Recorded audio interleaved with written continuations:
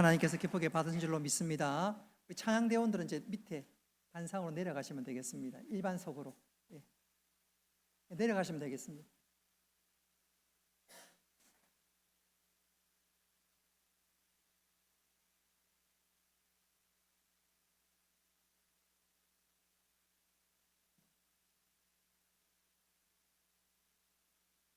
찬양대가 여기 있으면 배보다 배꼽이 좀 더 큰 것 같아서 그래서 이제 내려가는 겁니다. 오늘 직장 생활하고 분주하고 바쁜 시간 가운데 시간을 쪼개어서 찬양대로 찬양 돌린 것 하나님께서 기쁘게 받으시고 또 우리들에게 영적인 유익을 끼쳐 주셨는데 감사와 기쁨의 시간 된 줄로 믿고 이 시간 예수 그리스도의 보혈에 담긴 은혜와 능력이란 제목으로 말씀을 전하도록 하겠습니다. 작년에도 이제 찬양하고 정사 예배 때 내려갔는데 저는 당연히 내려가신 줄 알았는데 조금 얘기가 전달이 안 됐던 것 같아요. 미국 LA에 가면 기독교 단체에서 운영하는 소위 용서의 전화라는 것이 있습니다. 무슨 잘못을 저질렀던지 이 전화 박스에 들어가서 60초 동안 자신의 모든 죄를 다 털어놓는 것이지요. 그렇게 전화를 통해서 내 속 깊은 것을 다 토해내는 것, 어떤 면에서 일종의 고해, 성사라 할 수도 있는데 그렇게 용서의 전화를 하면 사람들은 자기의 깊은 것까지 다 토해내기 시작합니다.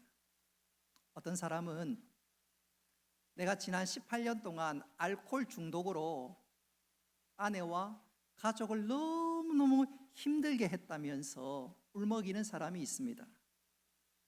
또 어떤 사람은 내가 교통사고로 사람을 쳐서 죽였는데 그 사람을 다시 살려낼 수만 있다면 내가 무슨 말, 어떤 일도 하겠다며 말을 잊지 못하는 사람도 있습니다. 어떤 사람은 사업을 하다가 본의 아니게 자기 동료, 자기 친구에게 큰 피해를 줬는데 그 사람이 그만 자살하고 말았다며 통곡을 하는 사람도 있습니다. 온갖 사연이 다 쏟아져 나옵니다.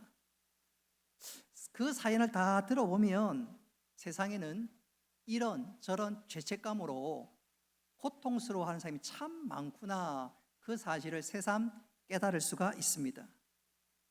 그렇게 용서의 전화를 하는 사람들의 소원은 딱 한 가지, 그것은 바로 용서입니다. 내가 용서받을 수만 있다면, 내가 그 사람에게 내 모든 잘못을 아뢰고 그 사람이 나를 용서해주고 내가 이 무거운 고통에서 해방될 수만 있다면 바로 그 소원 한 가지밖에 없습니다. 우리 중에도 사람들에게 말 못하는 무서운 죄책감으로 신음하고 그것에서 도무지 빠져나오지 못해서 힘들어하는 분 계실는지 모르겠습니다. 오늘 혹 그런 분들이 있다면 용서받는 길이 있습니다. 그 문제를 해결받는 방법이 있습니다. 오늘 읽었던 말씀, 우리 25절 말씀 같이 한번 읽어보도록 하겠습니다. 25절입니다. 시작. 이 예수를 하나님이 그 피로써 믿음으로 말미암아 화목제물로 세우셨으니. 아멘. 25절에 보면 예수님의 피로 우리가 하나님과 화목하게 된다 그랬습니다. 이 말의 뜻은 예수님의 피로 우리의 죄가 용서받고 하나님과 화목하게 된다, 친밀하게 된다, 바로 그렇습니다. 여러분, 그러면 어떻게 예수님의 피가 우리의 모든 죄를 사하고 또 하나님과 친밀하고 화목하게 되는 것일까요? 저는 이것을 이렇게 한번 말씀드리고 싶어요. 혹시 젊은 분들은 좀 생소할 수 있지만 나이가 많으신 분들 가운데 문익환 목사라는 분을 알 거예요. 제 입에서 목사님이란 말을 도무지 할 수가 없어서 문익환 목사라고 말씀드리고 싶습니다. 이분이 언젠가 한 강연에서 이런 말을 한 적이 있습니다. 여러분, 지금도 예수의 피가 여러분의 죄를 씻을 수 있는 것을 믿습니까? 그자 그 자리에 앉아있던 모든 사람들 한결같이 대답합니다. 예, 아멘. 그랬더니 이 문익한 목사가 그 말을 받아서 이런 말을 합니다. 그러면 간단하네요. 피가 죄를 산다면 그러면 황소 한 마리를 잡으세요. 그리고 그 황소 피를 바켓에 받아다가 거기에 샤워를 하세요.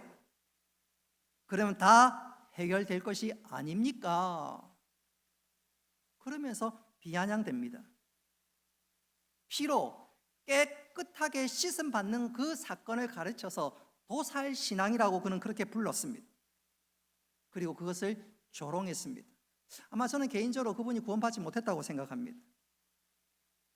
여러분, 이런 문익한 목사 같은 자유주의 신학을 조심해야 합니다. 여러분, 그렇게 얘기하는 것에 대해서 우리는 분명한 대답, 분명한 말을 가질 수 있어야 합니다. 바꿔 얘기하자면, 여러분, 예수 그리스도의 보혈이, 예수 그리스도의 피가 우리의 죄를 어떻게 깨끗하게 씻는 것이지요? 오늘 정사 예배를 드리는 우리들, 예수 그리스도의 대속의 죽음을 생각하는 우리들, 이 시간 예수 그리스도의 보혈의 능력이 무엇이고 그 예수 그리스도의 보혈로 말미암아 우리가 구원받은 것이 얼마나 놀라운 것인가 깨달아 알 뿐만 아니라 오늘 그 은혜에 감격하고 그 은혜에 반응할 수 있는 우리 모두가 될 수 있기를 주님의 이름으로 축복합니다. 자, 그렇다면 예수 그리스도의 피가 우리의 죄를 어떻게 깨끗하게 씻을 수 있나요? 예수 그리스도의 보혈의 피가 우리를 어떻게 구원하게 되는 것일까요? 오늘 24절에 보면 예수 그리스도의 피가 우리를 한번 따라합시다. 속량했기 때문입니다. 예수 그리스도의 보혈의 피가 우리를 속량했기에 우리가 그 피로 말미암아 죄 용서를 받고 하나님의 사랑받는 아들과 딸이 되는 것입니다.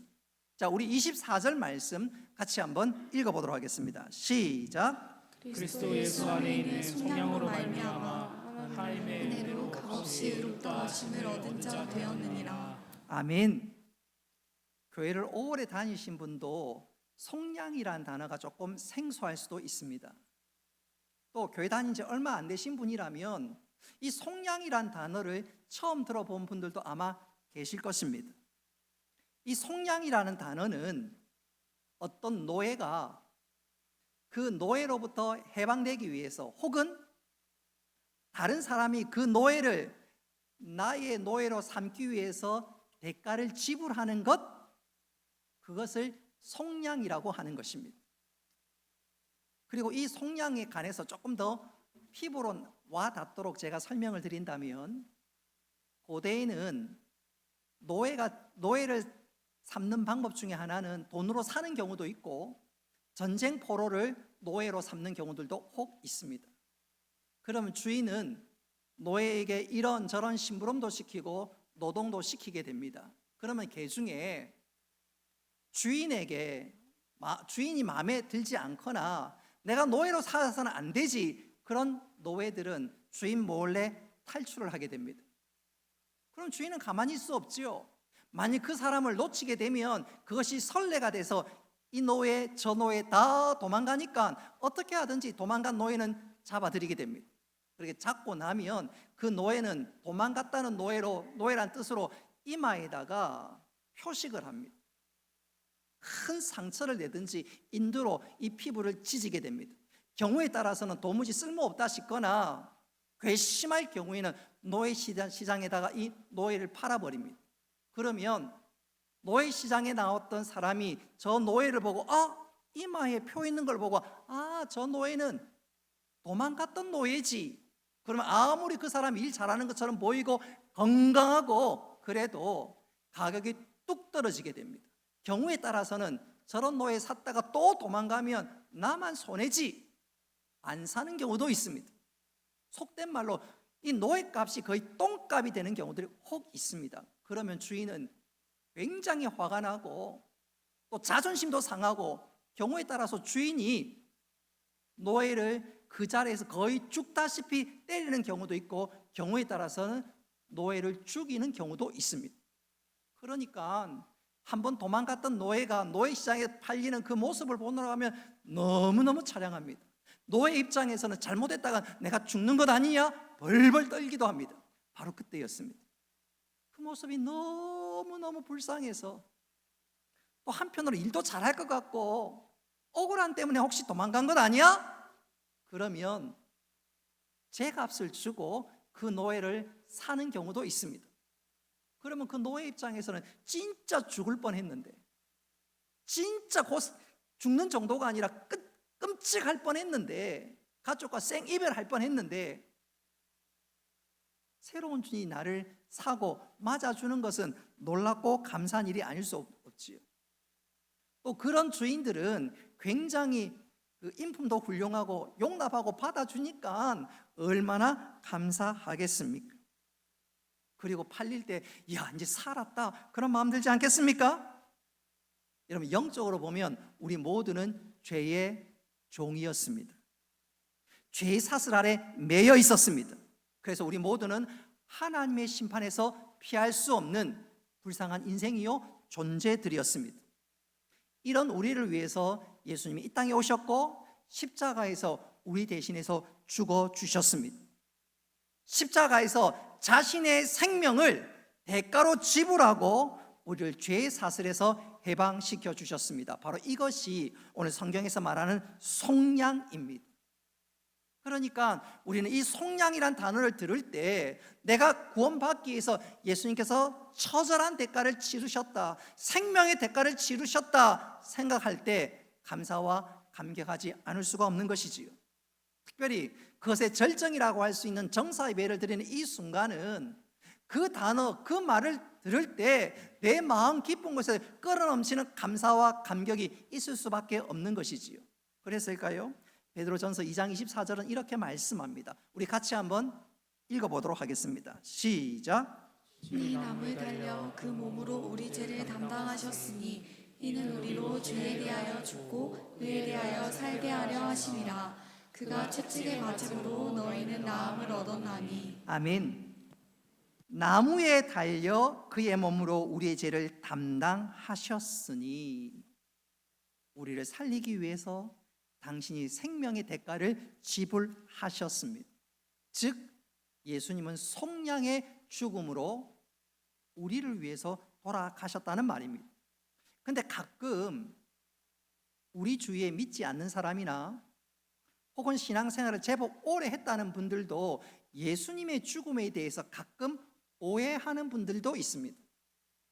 예수님의 죽음이 왜 그래 시시해? 예수님의 죽음이 왜 그래? 소위 시비를 거는 사람도 있습니다. 예수님의 죽음이 영웅적인 죽음이 아니더라 그 말입니다.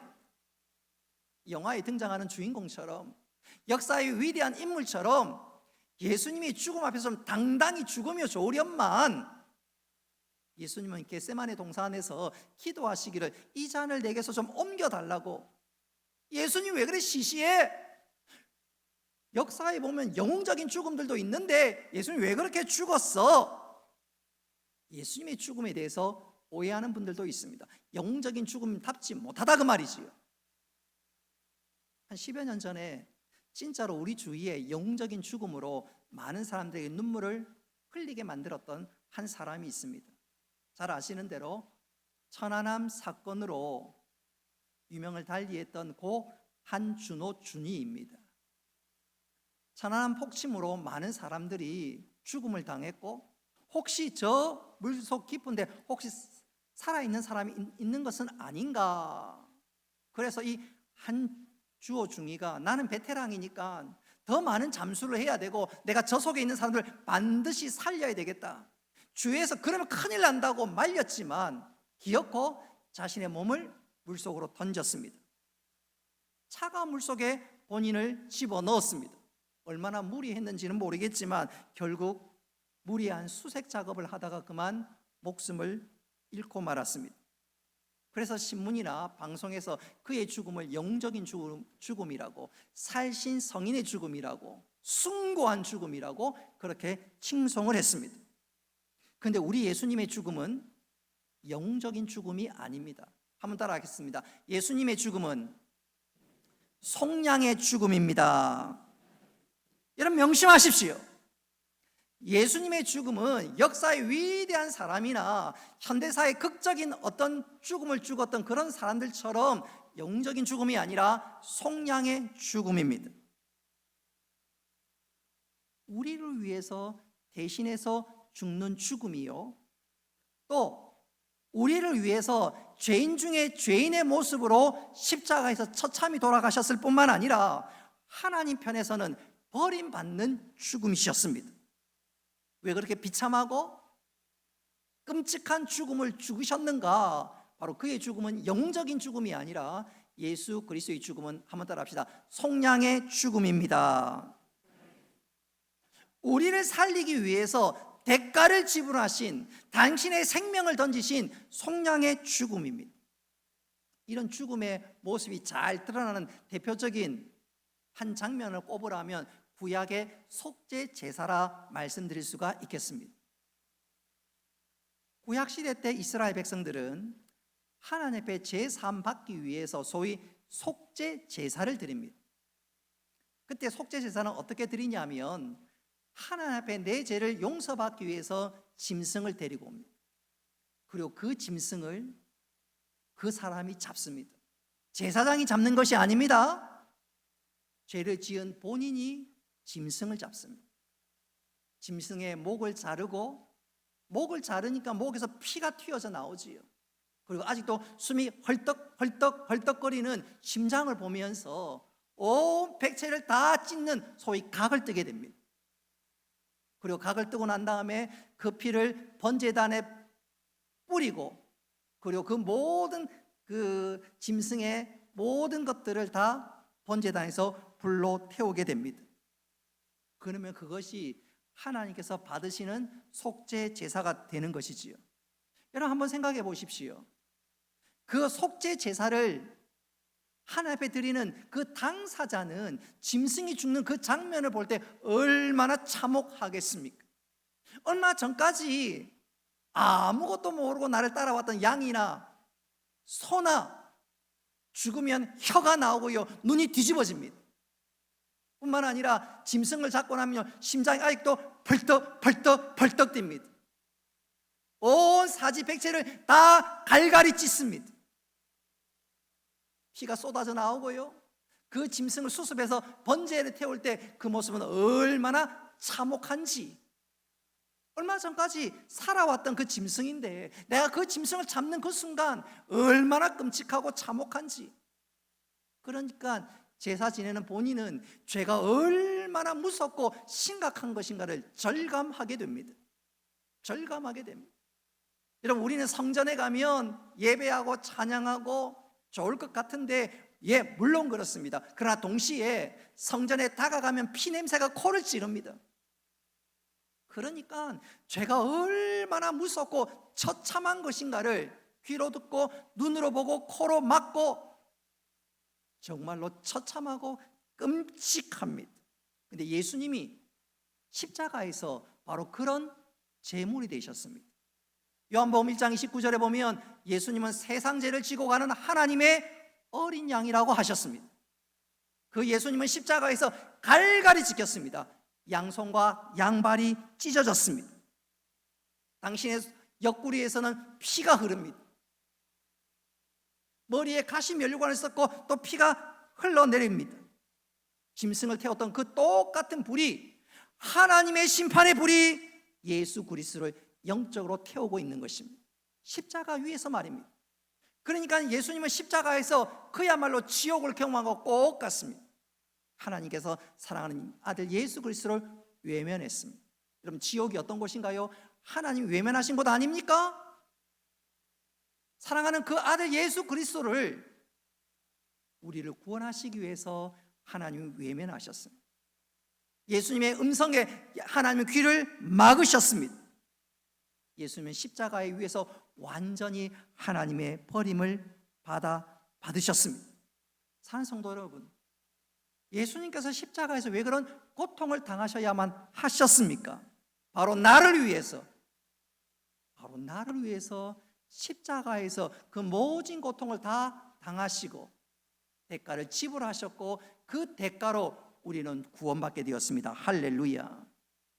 내가 받아야 할 그 혹독한 대가를 예수님이 다 당신의 생명으로 지불하셨습니다. 속량하셨습니다. 대신 다 받으셨습니다. 저는 이것을 이렇게 한번 표현해 보고 싶어요. 아까 천안함 말씀을 드렸는데, 천안함 사건이 일어났을 때 방송에선 연일 뉴스로 속보로 우리의 눈과 귀를 사로잡았습니다. 한 뉴스 가운데 유독 저의 시선을 사로잡았던 한 장면이 하나 있었는데, 실종자의 어머니가 목 놓아 아들의 이름을 부르짖는 바로 그 장면이었습니다. 아무개야, 니하고 나하고 자리를 좀 바꿨으면 좋겠다. 이 어미 내가 죽고 네가 살았으면 좋겠다. 내가 들어가고 네가 좀 나왔으면 좋겠다. 목 놓아 절규를 합니다. 그 장면을 보면서 눈시울이 뜨거워졌습니다. 근데 예수님은요, 내가 바꿨으면 좋겠다가 아니라 진짜 바꾸셨습니다. 나를 살리기 위해서 형벌의 자리, 심판의 자리, 저주의 자리에서 당신이 살찌고 피 흘려 돌아가셨습니다. 이사야 53장 4절 말씀 우리 같이 한번 읽어보도록 하겠습니다. 시작. 그는 실로 우리의 질고를 지고 우리의 슬픔에 당하였거늘 우리는 생각하기를 그는 징벌을 받아 하나님께 맞으며 고난을 당한다 하였노라. 아멘.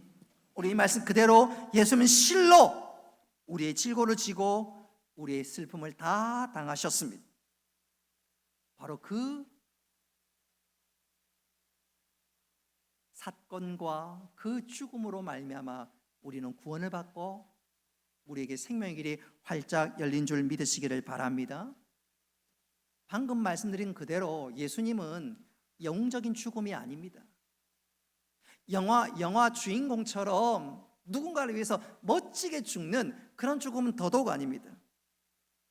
예수님은 속량의 죽음으로 우리를 대신해서 돌아가셨습니다. 특별히 하나님으로부터 외면당했습니다. 얼마 전까지만 하더라도 하나님과 친밀하게 교제했던 그 주님으로부터, 그 하나님부터 예수님은 외면당하시고 버림받으셨습니다. 예수님의 진짜 고통은 바로 그것이었습니다. 그래서 이 잔을 좀 피할 수 없으면 안 될까요? 하나님과 결코 떨어질 수가 없는데요. 그러나 이 길을 걸어가야만, 당신이 속량함으로 당신의 생명을 주어야만 우리가 구원받기에 십자가에서 우리가 다 내어주셨습니다. 대가를 지불해 주셨습니다. 아까 문 목사는 예수 그리스도의 피가 도살 신학이라고 우리를 조롱했지만, 그는 예수 그리스도의 보혈의 진면목을 알지 못했습니다. 예수 그리스도의 보혈은 조롱 신학도 아니고 도살 신학도 아니고 우리를 구원하기 위한 놀라운 은혜의 보혈의 신학인 줄 믿으시기를 바랍니다. 우리 히브리서 9장 13절로 14절 말씀 같이 한번 읽어보겠습니다. 시작. 염소와 황소의 피와 및 암송아지의 죄를 부정한 자에게 뿌려 그 육체를 정결하게 하여 거룩하게 하거든 하물며 영원하신 성령으로 말미암아 흠없는 자기를 하나님께 드린 그리스도의 피가 어찌 너희 양심을 죽은 행실에서 깨끗하게 하고 살아계신 하나님을 섬기게 하지 못하겠느냐. 아멘. 이 말씀 보십시오. 말 못하는 짐승의 피가 사람의 죄를 용서하거든 하물며 하나님의 양이신 예수 그리스도, 죄가 없으신 예수 그리스도의 보혈의 피가 왜 우리를 깨끗게 못하겠느냐, 왜 구원하지 못하겠느냐, 왜 용서하고 우리를 생명의 길로 인도하지 않겠느냐 되묻고 있습니다. 그러니 예수 그리스도의 속량은 모르는 사람들이 도살 신학이라고 조롱하는 것이 아니라 이 예수 그리스도 보혈은, 예수 그리스도의 속량은 바로 보혈의 신학이고 우리가 그것으로 말미암아 구원받고 영생을 얻게 된 줄 믿으시기를 바랍니다. 두 번째로, 예수 그리스도의 피가 왜 우리의 모든 죄를 사하고 속량하는 것일까요? 바로 예수 그리스도의 피는 하나님과 우리 사이를 화목하게 만들었기 때문에 그렇습니다. 우리 25절 말씀 같이 한번 읽어보겠습니다. 시작. 예수를 하나님이 그의 피로써 믿음으로 말미암는 화목제물로 세우셨으니. 아멘.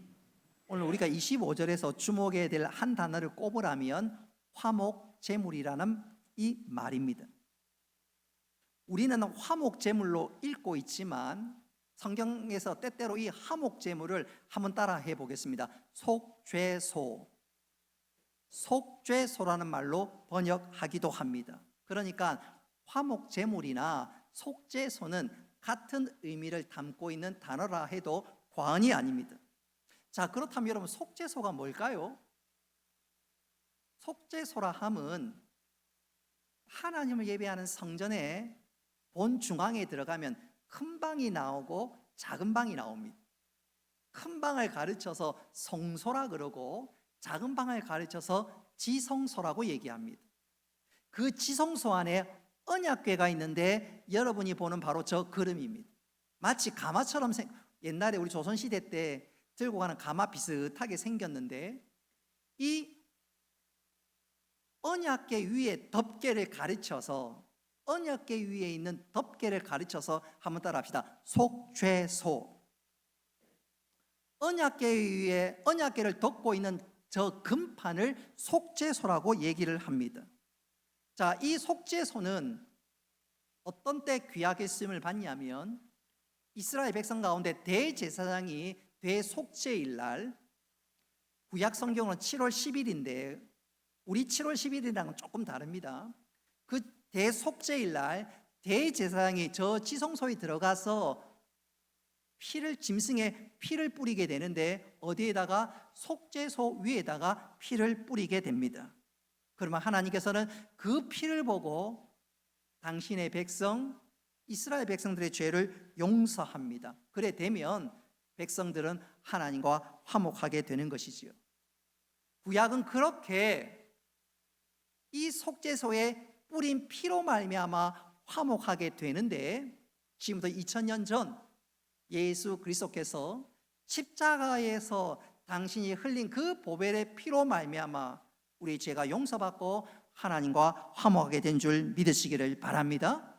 그래서 오늘 25절이 바로 그것을 다시 한번 강조하는데 우리 25절 말씀 같이 한번 읽어보겠습니다. 시작. 예수를 하나님이 그의 피로써 믿음으로 말미암는 화목제물로 세우셨으니. 아멘. 하나님은 십자가 위에서 뿌린 예수 그리스도의 피를 보고 우리의 죄를 용서하셨고, 그리고 그 보배로운 피로 말미암아 우리는 하나님과 우리가 화목하게 된 것입니다. 여러분, 이것뿐만 아니라 또 놀라운 사건이, 또 놀라운 내용이 히브리서에 소개되는데, 자, 우리 히브리서 9장 12절 말씀 같이 한번 읽어보도록 하겠습니다. 히브리서 9장 12절입니다. 다 같이 읽습니다. 시작. 예수님은 염소와 송아지의 피로 하지 아니하고 오직 자기의 피로 영원한 속죄를 이루사 단번에 성소에 들어가셨느니라. 아멘.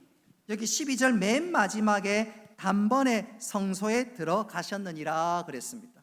이 말은 예수님께서 부활하시고 이어 승천하신 이후에 하늘의 성소로 친히 올라가셨다는 말입니다. 천국에 입성하셨다는 말입니다. 그리고 하늘 성소에서 하나님 보좌 앞에 당신의 피를 뿌리셨습니다.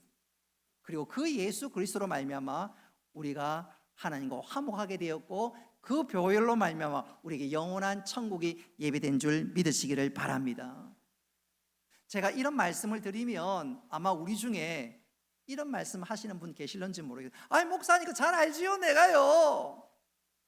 그 그리스도의 초보의 도가 아닌가요? 뭘 새삼스럽게. 근데 이게 새삼스러운 게 아닙니다. 여러분, 우리가 이 사실을 들을 때마다, 여러분, 이 사건을 접할 때마다 우리 심령 가운데 감격과 감사와 눈물이 있어야 됩니다. 할렐루야. 이것이 어떤 은혜인데요. 이것이 얼마나 감격스러운 사건인데요. 이거 감격해야 됩니다. 감격해야 합니다. 저는 이것을 이렇게 한번 강조해 보고 싶어요. 제가 몇 번 소개해 드린 적이 있는데, 불교계에서 참 존경받는 승려를 하나 꼽으라면 성철 승려입니다.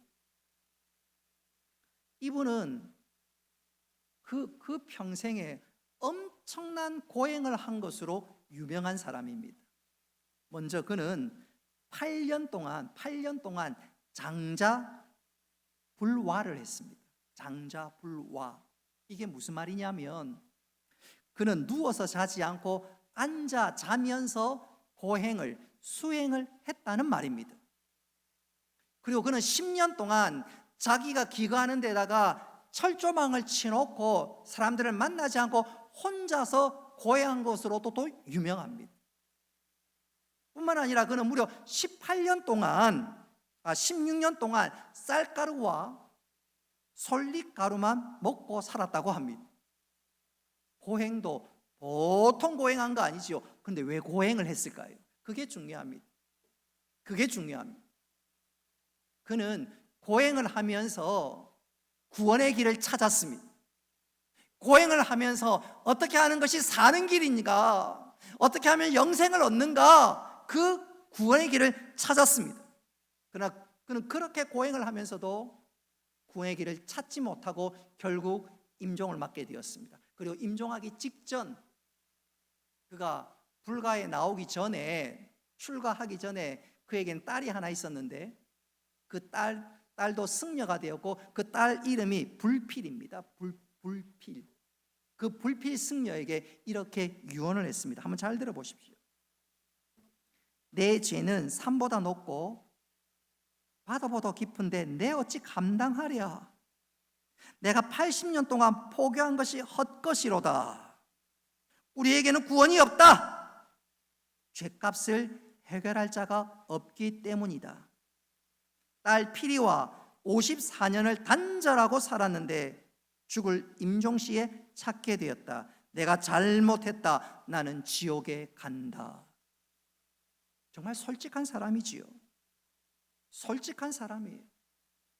그는 구원의 길을 찾고 또 찾았지만 도무지 찾을 수가 없었습니다. 우리의 죄값을 치루어 주어야 될 그 사람을 그는 찾지 못했기 때문에 그랬습니다. 저는 이 시간 불교를 폄하할 생각이 전혀 없습니다. 여러분, 불교에서 아무리 돌을 닦고 또 닦아도 여러분, 그곳에는 구원이 없습니다. 구원이 없어요. 우리의 죄값을 대신 치루어 줘야 될 그가 없기 때문에 그렇습니다. 죄인인 인간의 힘으로는 죄 문제를 해결할 수 없습니다. 누군가 그 문제를 해결해 줘야 되는데, 그 해결해 줄 자를 불교에서는 아무리 경전을 살펴봐도 그런 사람을 찾을 수가 없습니다. 여러분, 오직 우리의 죄를 씻을 수 있는 유일한 분은 우리 주 예수 그리스도인 줄 믿으시기를 바랍니다. 그 보혈의 피가 우리의 죄를 용서하고, 그 보혈의 피로 말미암아 우리는 하나님과 화목하게 되었는데, 여러분, 예수 그리스도께서 십자가 위에서 속량의 죽음으로, 대속의 죽음으로 돌아가신 것, 여러분, 우리가 그걸 생각하면 왜 감격하지 않겠습니까? 저는 지금도 신학교 다녔던 고난주간 새벽기도 잊을 수가 없어요. 고난주간 한 번씩 그 장면을 떠올리게 되는데, 제가 신학교 2학년 때였던 것 같습니다. 신대원 2학년 때 갑자기 고난주간 특세 목사님, 교수님 설교가 끝나고 개인 기도를 하는데 한 5분이 흘렀을까요? 저 앞에서 그야말로 비명의 소리, 통곡의 소리가 납니다. 예수님 나를 위해서 돌아가셨지. 주여, 주여. 절규와 통곡을 쏟아냅니다. 저뿐만 아니라 함께 기도하는 많은 신학생들이 그야말로 소름이 끼쳤습니다. 뿐만 아니라 그 절규하는 그 기도에 우리 자신을 돌아보면서 정말 그때 우리가 가슴을 찢으면서 고난 주간에 한 주간을 보냈던 기억이 지금도 생생합니다.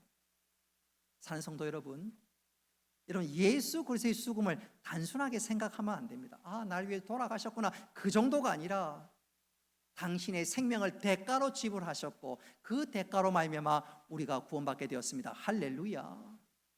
근데 우리가 이 고난주간, 그것도 정사 예배 드리면서 아무런 감격이 없다? 뭔가 지금 문제가 있는 거예요. 예수 그리스도의 은혜를 깊이 생각하지 못하고 있는 것입니다. 자, 그런 측면에서 여러분, 이 정사 예배 때 우리가 한번 생각해야 될 것이 있다면 그것은 바로 예수 그리스도의 보혈의 능력을 믿고 그 예수 그리스도의 보혈을 의지해서 살아가는 것인 줄 믿으시기를 바랍니다. 저는 이것을 이렇게 강조하면서 설교를 마무리할까 합니다. 제가 이것을 몇 번 강조한 적이 있는데 15세기까지만 하더라도 유럽인들은 지구의 맨 마지막, 그 지구의 맨 마지막이 아프리카 남단으로 생각했고 거기서도 조금만 더 가면 사람들은 지구 끝에서 낭떠러지로 생각하는 줄로 알았습니다. 그것도 그럴 것이 아프리카 맨 남단은 바람이 얼마나 강한지, 바람이 얼마나 세찬지, 그래서 그곳을 가르쳐서 한번 따라 합시다. 폭풍의 곳. 폭풍의 곳. 포항에 가면 호미곶이 있지요. 황해도에 가면 장상곶이 있지요. 곶이란 곳은 육지에서 반도처럼 조금 튀어나온 곳을 가르쳐서 곶이라고 얘기합니다.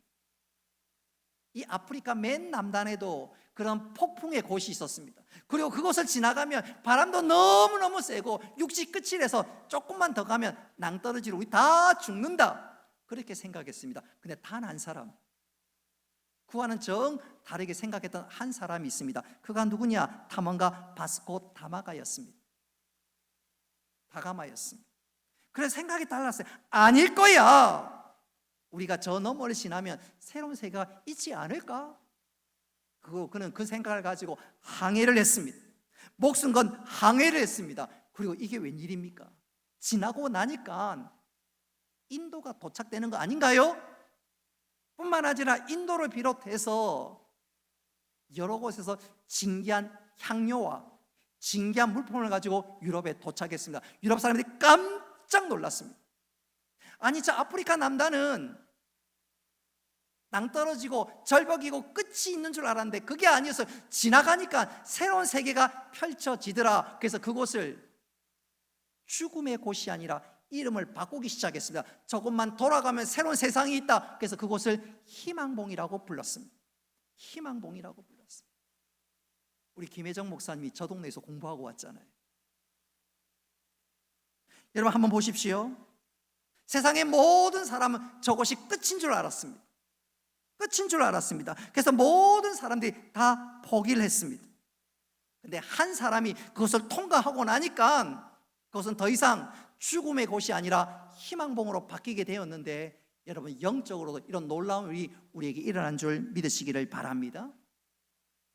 이 땅의 모든 사람들은 죽음 앞에서 절망하고 죽음 앞에 두려워하고 죽음 앞에서 모든 것을 포기하고 쩔쩔맵니다.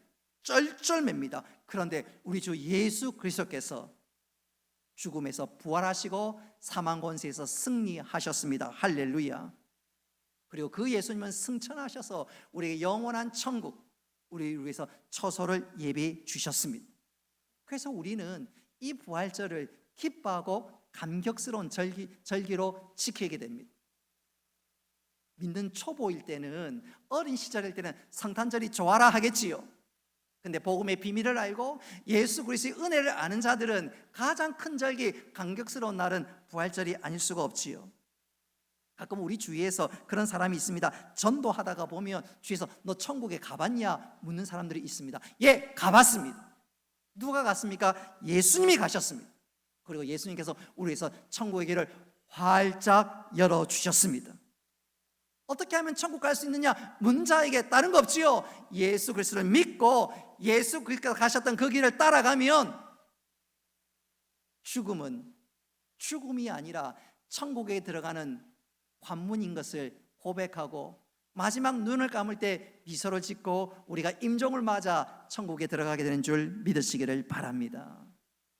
이 정사 예배는 바로 우리들을 위해서 천국 문을 활짝 열고 처소를 예비하시고 우리의 구원의 길을 열어주신 그 주님을 찬양하며 감사하며 감격함으로 드리는 복된 예배인 줄로 믿습니다. 이제 말씀을 맺도록 하겠습니다. 오늘 제가 전하는 말씀은 우리가 잘 아는 말씀입니다. 예수님께서 날 위해서 십자가에서 대속의 피를 흘리셨습니다. 그런데 그 대속의 피가 우리의 모든 죄를 속량해 주었습니다. 뿐만 아니라 하나님을 향해서는 화목하게 만들어 주셨습니다.